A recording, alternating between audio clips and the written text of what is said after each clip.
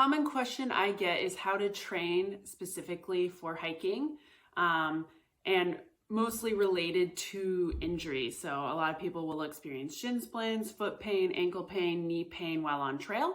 So in order to reduce that, we need to both strengthen our muscles around these joints and get these joints used to moving in these full range of motions that we don't always get in our daily life. So here's a little sequence, probably take you 15-20 minutes a day to complete. So follow along, and I will also timestamp each exercise so that you can skip ahead to any that you are not familiar with. So starting with mobility on the floor.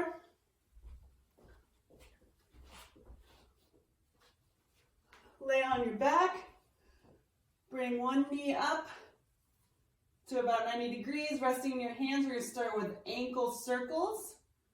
We're going to go high rep range for most of these, so we're going to start with 20 each direction.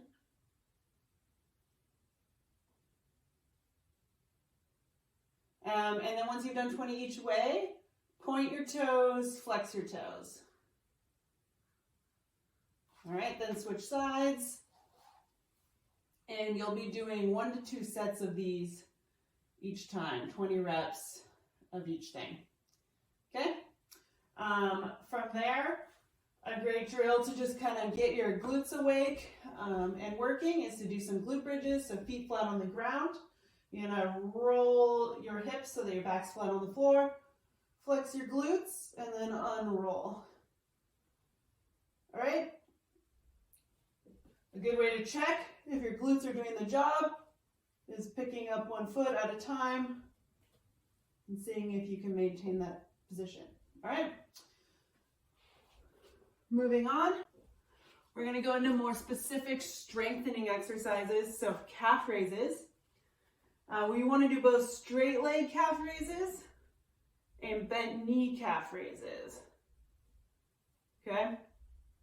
This one works really well if you can do it on a box or lean up against a wall. That way you get more range of motion through the joint.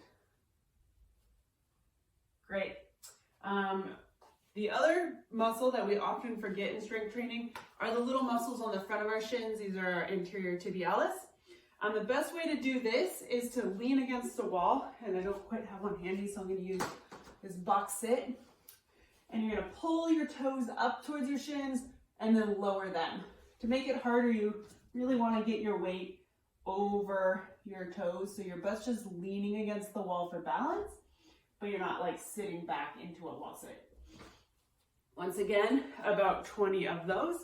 You should be feeling a little bit of a burn in all of these exercises. Okay, next, in hiking, we often have to get our knees out over our toes. So both building the strength in that motion and just the range of motion, comfort of your joint to move there. So the best way to start out with this is to find a box and just work on lunging out as far as you can and then pushing back, okay? You can work your box lower and lower until you feel comfortable doing a lunge out over your toes on the floor, okay? Those are going to be smaller rep range, probably 5 per side. Add weight as you can tolerate. Next on the list is a single leg balance drill. I call this single leg compass. So standing on one leg, you're going to do little squats, sliding your foot into the different directions of a compass. So this builds stability and strength when you're moving in uneven terrain, okay?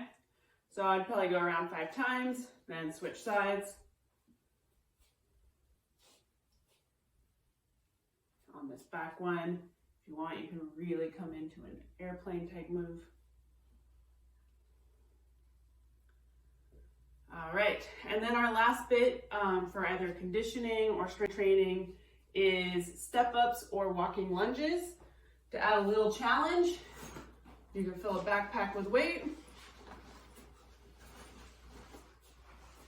and get going.